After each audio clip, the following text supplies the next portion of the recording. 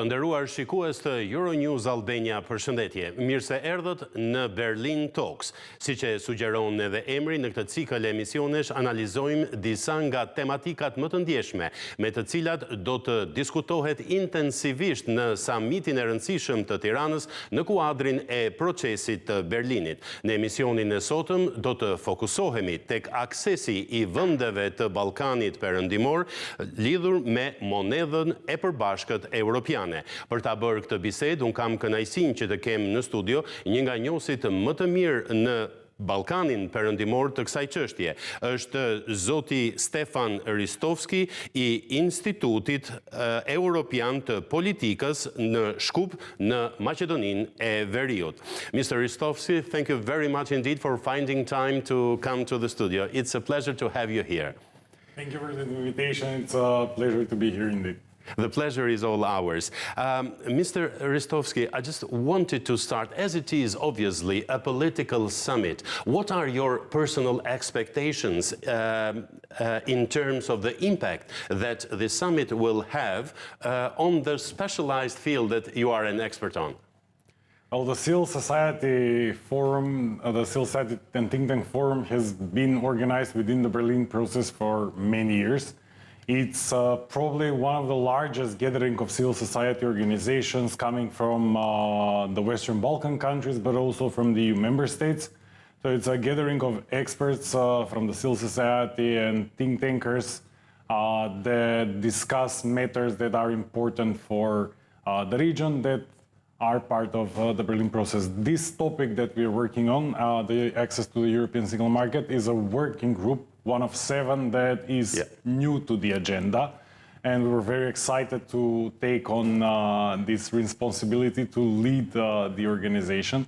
So the European Policy Institute has assembled experts, as I mentioned, from the civil society and think tanks, but also we have welcomed representatives from academia, state institutions, to assemble different experiences and knowledge. And expertises. And expertise, indeed, to this topic, to come forward with recommendations that are relevant for the region, that can bring benefit for the countries of the region. And hopefully the political leaders will take notice of it, and they will not remain only recommendations, I guess, after mid-October. Yes. We really hope, because this whole process had a different dynamics than previously. We have started working well ahead of the forum. We had consultations, so also exchanged views on where our ideas stand ahead of the summit. So we're fine-tuning the recommendations so they are they are accepted at the summit. Mr. Ristovski, getting ready for this interview, a quote from Ursula von der Leyen, the European Commission President, attracted my attention. She said, "Our shared goal is to speed up the Western Balkan states' journey towards the European Union." So I guess this is music to your ears. Well, before we started, we heard from the Commission President about the growth plan for the Western Balkans, which covered some of the aspects that we discussed with our working group. So we already had some enthusiasm that our ideas are in line with what the Commission is considering as planned for the region. So I think that our recommendations come in good time to feed in the discussion of the policymakers. And another follow-up from EC President Ursula von der Leyen. She underlined, "It is not enough to say that the door is open. We must also take responsibility to bring the aspiring members of our union much closer to us." If we take into consideration the topic that we are talking about, access to the European single currency, what does it mean, concretely speaking, for the audience that is following us? Well, our working group is working on access to the European single market and some other aspects of what the EU can take responsibility and offer for the region. The single currency of the EU, that is the euro, is probably one of the last steps that a member state takes on as a policy and becomes part of the monetary union. It requires, firstly, to ensure that the economic criteria is met. Then the full alignment with the acquis of the monetary union is followed, the independence of the national bank is ensured, that the monetary policy is aligned, that there is a convergence with the cycles of the economy of the EU and the candidate. So our recommendations actually are step back, because we have to ensure that firstly our countries meet the economic criteria, and we are thinking about instruments in that regard. Mr. Ristovski, if we take as a whole the last part of your answer, if I ask you a direct question, taking into consideration the Western Balkan countries, obviously they are at a different economic dynamics, and they are different from one another. But as a whole, how far do you see it from the final goal, as Ursula von der Leyen underlined? Well, certainly there are steps to be taken. When we were working and discussing, we were well aware that the level of adoption or transposition of the EU acquis into each of the countries is different. Correct. So we are also implementing it with different pace. So we were trying to think about the plan that does not necessarily fit into one state or another, but it is an offer for the region, a plan that would see each country's do it, yeah. So basically the idea is that having in mind what you said right now, the pace is different, and getting closer to the European Union, leaving aside the political dimension, means that these countries that make up the Western Balkans will join at different stages rather than as a bloc. Well, that is a topic that we didn't really discuss within the working group. We don't have a particular recommendation on that regard. It would really depend on the countries themselves, if they can catch up, and how the EU will approach the enlargement. Which country do you see closer to the European Union in terms of legislation with reference to the access to the European single currency, Mr. Ristovski? Well, for that we usually refer to the European Commission reports, country reports for each country, where they gave an assessment, quantitative and qualitative assessment on the level of preparedness and the progress in the past year. The countries that certainly have been engaged in accession talks are the ones that are more advanced, particularly when we're talking about the single market acquis and relevant chapters. So that is obviously Montenegro and Serbia. Yeah. Then it's followed also by the other countries, North Macedonia, Albania. Here, probably it was worth pointing out that having the stabilization and association agreement, helps, which covers, yes, the free trade and coordination and alignment with the acquis, it has helped our countries to prepare in these areas. Getting ready for this interview, Mr. Ristovski, I found a quote that I wanted to share with you.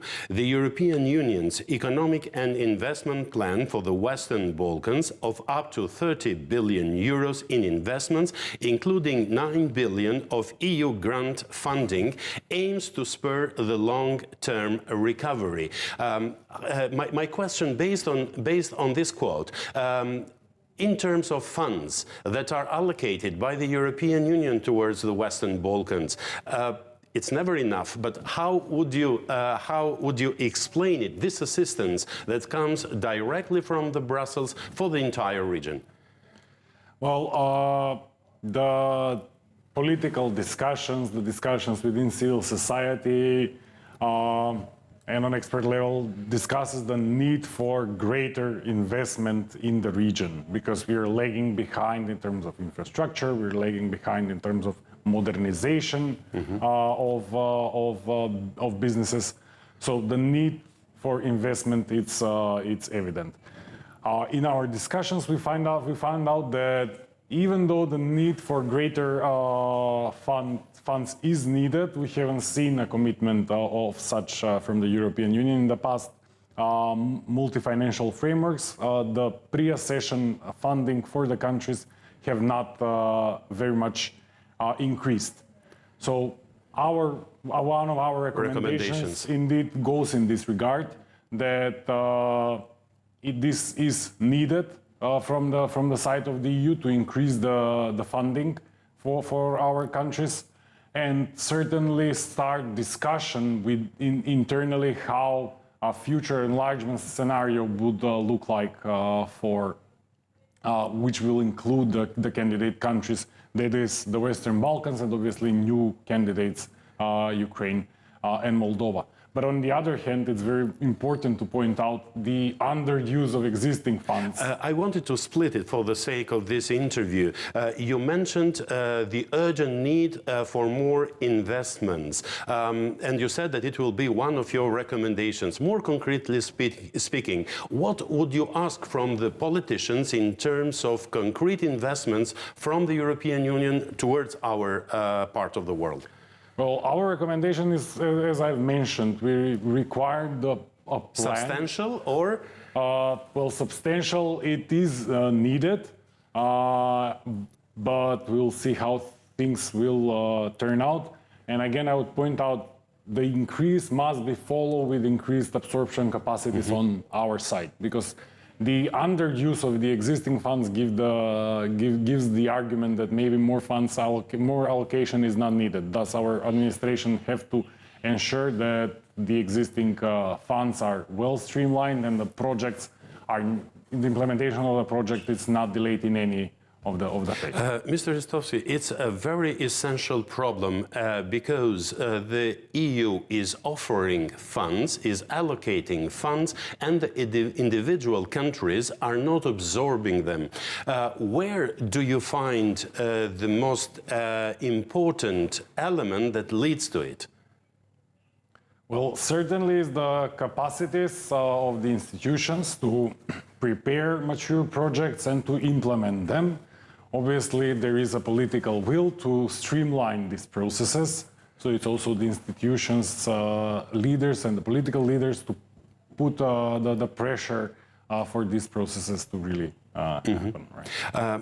Mr. Ristovski, the European Union economies and the Western Balkan states obviously are closely interlinked with one another. The EU accounts for the majority of import and export trade for the Western Balkans. This relationship, which is natural, obviously, and probably will get stronger in the future, how does it influence the economic ties between the European Union as an entity, or even those of the key member states that make up the European Union with the Western Balkan countries? Well, probably now we're coming to the main area of work of our working group, and that is the access to the single market. When we're talking about integration of our countries to the single market, well, the statistics that you shared shows that integration really exists because the EU single market and the EU is our main trading partner. Maybe worth pointing out just for to see the picture on both sides. Our countries are really small part of the trade of the European Union. But in any case, we have established free trade with the stabilization and association agreements, but there are a lot of non-tariff barriers thanks to different standards and rules being applied that increase the costs for trade. And this was the thinking when we were discussing how to approach the recommendation. And our approach in this area also not only takes into account the non-tariff barriers, but also takes into account two aspects. The one is that how a full access to the single market can affect our economies.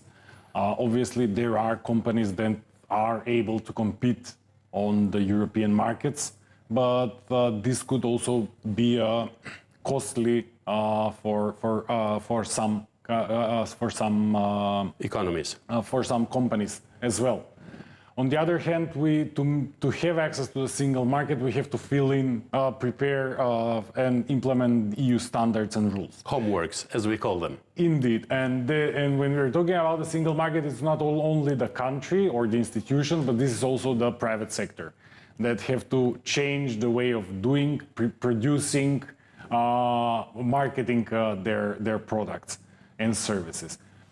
So these aspects have to be taken into consideration. So we are thinking that the EU should come up with a plan that would grant access to the single market, obviously taking into account the areas where the high costs will occur on our side. And it's not only the products and services. Here we also think about the free movement of people and free movement of capital. Knowing how migration affects our economies, this is one aspect that we if I may ask, what will be the crucial recommendations that your working group has worked on in full partnership with the civil society in all the member states of the Western Balkans that you will put forward for the EU and the Berlin process? Well, implicitly, I have shared two, because when we talked about the access to the single market, it wasn't really about only giving access to the single market, but as I said at the beginning, to ensure that we are moving forward towards meeting the economic criteria. So our line of thinking is access to the single market it's important. And when we're thinking about this, we should... A gradual approach to the single European market? We need a bold plan where access is given. So we're not starting from zero to none, to full, but from full to taking into consideration how this will affect and which aspects are possible. Because as I said, we have problem of compliance, meeting the standards, and how it would affect the following question would be, of course, as you mentioned earlier, the European Union may allocate funds, but the absorbing one thing and the readiness of the individual countries is at a different stage. So how can these individual countries do their homeworks and increase the cooperation among themselves so as probably for the European Union will be easier to manage the entire bloc? As you mentioned earlier, we are small countries and it's 20 million, the Western Balkans as such? Well, we are turning on our side. We certainly need not just political commitment, but true commitment to adopt and implement the EU acquis. This means to streamline existing budget funds, existing EU funds, also assistance, technical assistance coming from the European Commission, coming from the member states, to improve the capacities of the institutions to implement these rules. Additionally, we think that close cooperation with the chambers of commerce and the private companies is very much necessary to inform them on the changes that come, work together to strengthen the capacities of the companies, provide support, again, be that with budget or EU funds. So we are prepared in advance to cope with the changes that come with access to the single market. Mr. Stovsky, based on the researches, do you think that the private sector in the Western Balkan countries is more advanced in terms of applying laws than the public sector? Well, different aspects are we're discussing about. Certainly, the companies that have foreign investment and trade with EU markets are much more advanced. But we are aware that our economies constitute, when we talk about the number of companies, of small and medium enterprises. Correct. And we have to pay special attention, as much as the EU is trying to do for the companies in the internal market, to how these processes will affect them, because they account for part of the gross domestic product, but significant part of the employment. So we have to make sure that they can cope with the pressures that come, because it is an important matter for our Absolutely. Mr. Ristovski, when we had our free discussion before this interview, you mentioned an element: individual governments should commit and implement relevant EU laws. You mentioned the fact that different countries at different stages, different relations with the European Union, but are you happy so far with the percentage of the adoption of EU laws into the constitutions, if you want, of your Western Balkan countries? Well, it depends for the countries. I come from North Macedonia. We got our candidate status in 2006. So a lot of work has been done, and indeed progress has been made, but certainly we could have done more. Because if we see the accession process as a merit-based approach, then it's up to our countries to adopt. But to adopt and implement the EU can be more prepared at this given moment. On the other hand, we see that the enlargement process from the side of the EU also did not take the pace that was expected. We're seeing the discussion on internal reforms and where does enlargement fit in this wider discussion of the EU. So that's why we think that the EU should provide some intermediary benefits for our countries, because also the impulse coming from the EU. More concretely speaking, what do you have in mind? Well, we have the three recommendations. The one is the access to the single market, taking into consideration how this would affect and avoiding what is called the fragmented approach, but rather full approach and without small carrots, as we call them. The other aspect that we didn't much discuss, but it's very important, is trying to align the exercise of the economic reform programs with the exercise of the EU, that is the European semester, to improve monitoring and coordination among our institutions and the EU, to streamline structural reforms in our economies, which are very important for the competitiveness, for better public finance management. And the last aspect is the EU funds. On our side, to make sure that we are capable to absorb all the funds provided by the EU, and on the other side, the EU to increase the funding and start thinking how the funding would look like in the Union with new member states. Mr. Ristovski, you are an expert in the field, but the fact that a euro, although it is not a proper currency, it is in Kosovo, it is in Montenegro, and is used widely in the Western Balkan countries, here in Albania, I am sure in North Macedonia. What is, does it help? It's the normal question in terms of making it smoother, in terms of this access to the EU single currency.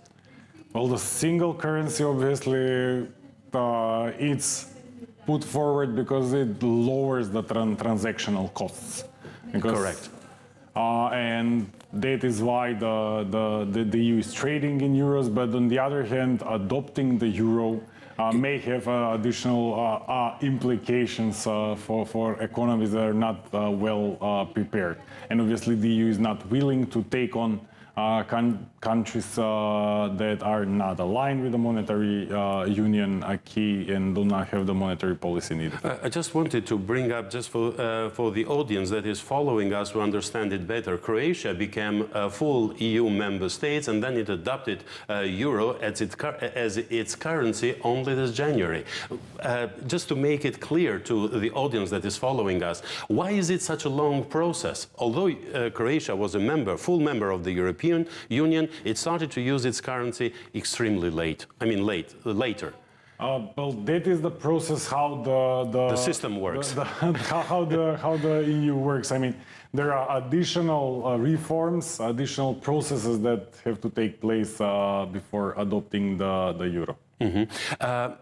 Mr. Ristovski, as we are approaching the end of this interview, I just wanted to have your feelings. Being an expert and having feelings, probably it's not very easy to handle. But just wanted to ask you, do you feel optimistic about the near future of the Western Balkan countries to have access to this single European currency, and the relationship between them gets stronger? Because that's probably more important than political dimension, I guess.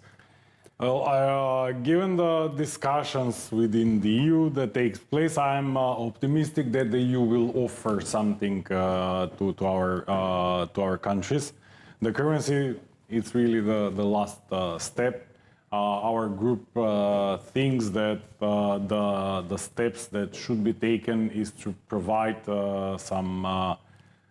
provide access to the single market, to improve the financing for our region for big projects, and to streamline structural reforms through existing coordination mechanisms. This is the step that would help us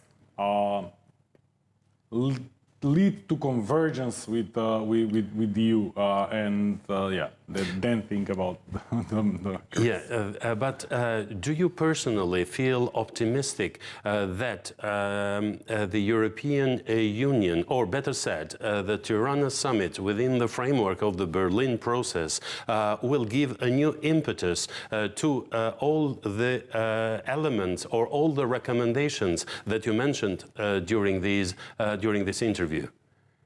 Pardon me once again, if we can... No, the idea is, do you feel that the summit that will take place in Tirana in mid-October, will it give a new impetus to this process of access to the European single currency? You said you feel optimistic, but do you expect, based on the contacts that you have had with EU institutions and with your partner organizations all over the Western Balkans? Well, for the near future, certainly the plan is being prepared, and we hope to see some ideas by the end of the year. Mm-hmm. And I think that it comes into time to feed in, because it's in preparation phase, to feed in some ideas on how do we see these ideas proposals. And implementations, Indeed, especially in our parts of the world, is not very easy. Recommendations really should have a short-term impact, but are here also to remind that this is a process. It's not really something that is resolved within 1 month or within 1 week. We have to think about this as a process and commitment on both sides. Excellent. Thank you very much indeed, Mr. Ristovski, for being clear on a subject that is not very clear to our audience. Të nderuar shikues të Euronews Albania, ishim në Berlin Talks me zotin Stefan Ristovski nga Instituti Evropian I Politikës në Shkup në Maqedoninë e Veriut. Unë ju falenderoj për vëmendjen me të cilën na ndoqët. Deri në takimin e radhës, nga unë Franco Egro. Faleminderit.